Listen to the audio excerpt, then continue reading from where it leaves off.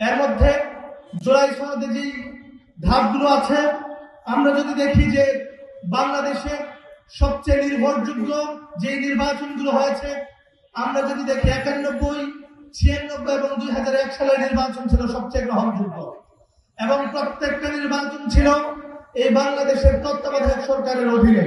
কিন্তু আমরা দেখেছি যে শেখ হাসিনা 2014 সালের নির্বাচনের পূর্বে সেই তত্ত্বাবধায়ক সরকার ব্যবস্থা বাতিল করে দেয়। এর মাধ্যমে বাংলাদেশের এই রাষ্ট্রের মধ্যে একটি ফ্যাসিবাদী শাসন সে প্রতিষ্ঠা করে। পরবর্তীতে আমরা দেখেছি পিএসসিতে কাদেরকে নিয়োগ দেওয়া হবে এবং বিসিএস এ কারা নিয়োগ পাবে, এই বিচারও শেখ হাসিনা এবং তার যে মন্ত্রী পরিষদ ছিল তারা সেটা নির্ধারণ করে দিত। আমরা দেখেছি বিচার ব্যবস্থাকে শেখ হাসিনা একক ছত্র নিয়ন্ত্রণের মাধ্যমে বাংলাদেশের দেশপ্রেমিক নেতৃবৃন্দ যারা ছিলেন তাদেরকে বিভিন্নভাবে অন্যায়ভাবে তাদেরকে ফাঁসির কাস্টে ঝুলিয়েছে। আমরা দেখেছি যে বাংলাদেশে হাইকোর্ট এবং সুপ্রিম কোর্টকে অবজ্ঞা করার মাধ্যমে এবং সেই যে রায় দিত সেই রায়কে পেছনে ফেলে রাষ্ট্রপতি যেভাবে ইচ্ছা সেভাবে প্রধানমন্ত্রীর নির্দেশ মোতাবেক সন্ত্রাসীদেরকেও ফাঁসির আসামি থেকে তাদেরকে ক্ষমা করে দিত। কিন্তু আমরা এই 5 আগস্টের পর আমরা যে সংস্কার কমিশন এবং যে গণভোট, সেই গণভোটের মাধ্যমে আমরা এই ফ্যাসিবাদী রাষ্ট্র কাঠামোর বিলুপ্তির পথে আমরা আগাচ্ছি। আমরা যদি দেখি এই গণভোটে যদি বিজয় হয়, বাংলাদেশের প্রত্যেকটা বিভাগীয় শহরে হাইকোর্টের বেঞ্চ স্থাপন হবে।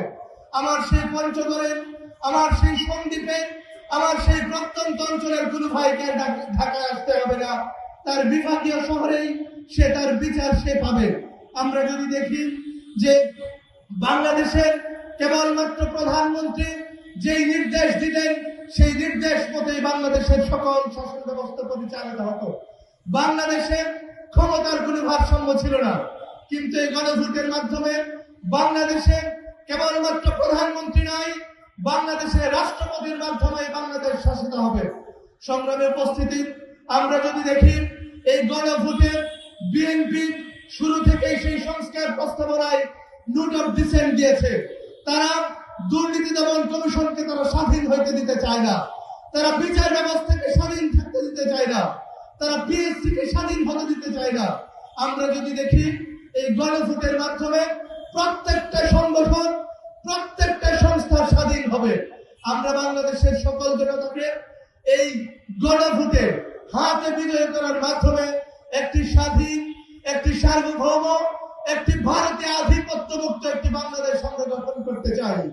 সকল জনগণকে গণভোটে হার পক্ষে অবস্থান নেওয়ার উদাত্ত আহ্বান জানিয়ে কথা শেষ করছি।